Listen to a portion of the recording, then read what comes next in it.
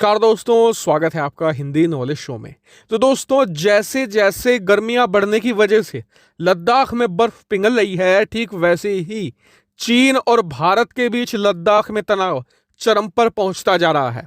लेकिन आज जो चीन ने किया है, यह ना सिर्फ भारत के लिए बहुत बड़ा खतरा है, बल्कि इससे पूरे लद्दाख की जो सीमा है भारत की, वहां पर तनाव चरम पर पहुंच चुका है। दरअसल चीन ने अपना बिल्कुल नंबर 1 जो हथियार है, उसे लद्दाख की सीमा के पास तैनात कर दिया है। और ना सिर्फ तैनात किया है, बल्कि 8 जून से लेकर 22 जून तक यह हथियार भारतीय सीमा के आसपास ना सिर्फ उड़ेगा, बल्कि भारी बमबारी भी कर सकता है। क्यों? सब कुछ आपको इस वीडियो में बताऊंगा। साथ ही ये भी बताऊंगा कि लोग ये क्यों कह रहे हैं कि ये अकेला हथियार राफेल और भारत के S-400 से टक्कर लेने में सक्षम है। सब कुछ इस वीडियो में जानेंगे, तो चलिए वीडियो को शुरू कर लेते हैं। तो दोस्तों, सबसे पहले नाम, इस हथियार का नाम है H-2 स्टेल्थ बॉम्बर। ये एक सबसोनिक बॉम्बर है और ये पूरी तरीके से स्टेल्थ बताया जाता है, यानी कि ये रडार की पकड़ में आसानी से नहीं आ सकता। क्योंकि ये स्ट्रेटेजिक बॉम्बर है, तो इसकी रेंज भी काफी धाकड़ है। करीबन 12 से लेकर 14,000 किलोमीटर दूर जाकर भी ये दुश्मन पर स्ट्राइक कर सकता है। और इसकी पेलोड कैपेसिटी करीबन 20 टन से भी ज्यादा बताई जाती है और अपने साथ परमाणु बम भी ले जा सकता है। और आज की तारीख में आपको बताऊं तो H-2 स्टेल्थ बॉम्बर को दुनिया भर में, यहाँ तक कि अमेरिका के अंदर भी, चीन की बढ़ती हुई सैन्य महाशक्ति का प्रतीक माना जा रहा है। कि देखा यह गया है कि जो दुनिया भर की सेनाएं हैं, जो ये नॉर्मल बॉम्बर होते हैं ना, इन्हें बनाने में ही बहुत स्ट्रगल करती है। चीन ने ना सिर्फ बॉम्बर बनाया है, बल्कि एक स्टेल्थ बॉम्बर का निर्माण किया है। भले इसके लिए उसने अमेरिका से, रूस से जो टेक्नोलॉजी है वो चुराई ही क्यों ना हो, लेकिन उसने एक स्टेल्थ बॉम्बर तैयार कर लिया है। लेकिन जो सबसे अहम बात यह है कि इसे भारतीय सीमा के पास तैनात क्यों किया गया है।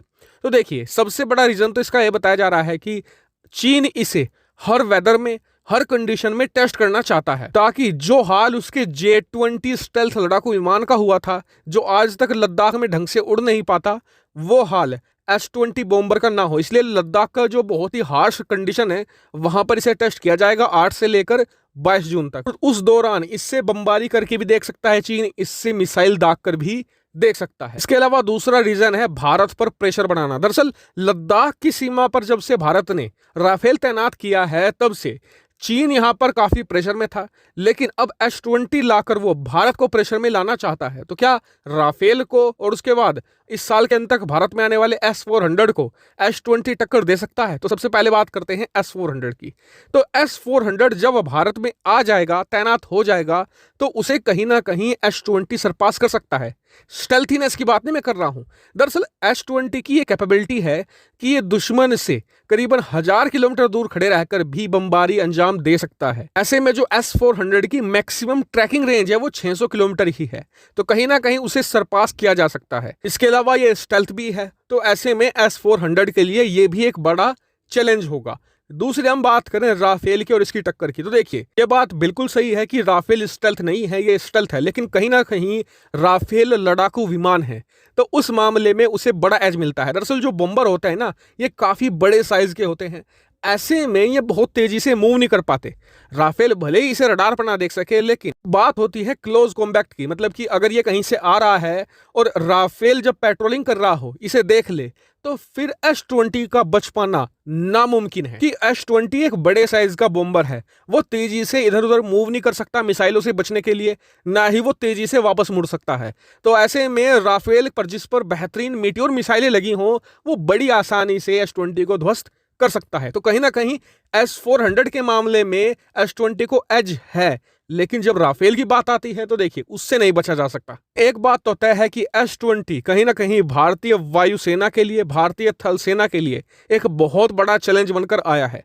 लेकिन एक अच्छी बात यह है कि भारत के पास अभी करीबन 2.5 साल का समय है, क्योंकि अभी इसकी टेस्टिंग चल रही है। इसे मास प्रोडक्शन में, यानी कि भारी संख्या में बनाने के लिए अभी 2 से 2.5 साल चीन को लगने वाले हैं। तो ऐसे में भारत यहां पर चीन को काउंटर करने के लिए या तो रूस से T सीरीज का बॉम्बर खरीद ले, या फिर अमेरिका से लैंसर बॉम्बर खरीदकर चीन को टक्कर दे सकता है। और एक बात यह भी ध्यान रखिए कि भारत खुद का भी एक ओरा अनमैन्ड स्टेल्थ बॉम्बर बना रहा है। हालांकि वो छोटे साइज का होगा, लेकिन स्टिल वो भी एक बॉम्बर होगा, तो भारत तेजी से उस पर और काम कर सकता है और उसे भी 2.5 साल में तैयार कर सकता है, तो टाइम भारत के पास है। लेकिन जो सबसे अहम बात ये भी मत भूलिए कि चीन की टेक्नोलॉजी, कभी भी उस पर भरोसा नहीं किया जा सकता। चीन ने इसके बारे में कुछ नहीं बताया है।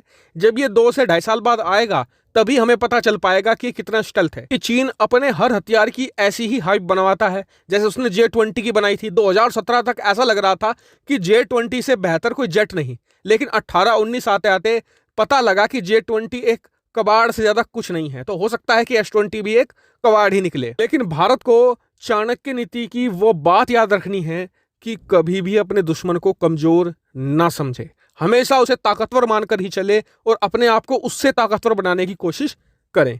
आपका इस पर क्या मानना है कमेंट करके जरूर बताएगा। साथ ही वीडियो को शेयर कीजिएगा और चैनल को सब्सक्राइब करना बिल्कुल मत भूलिएगा। Thank you for watching video.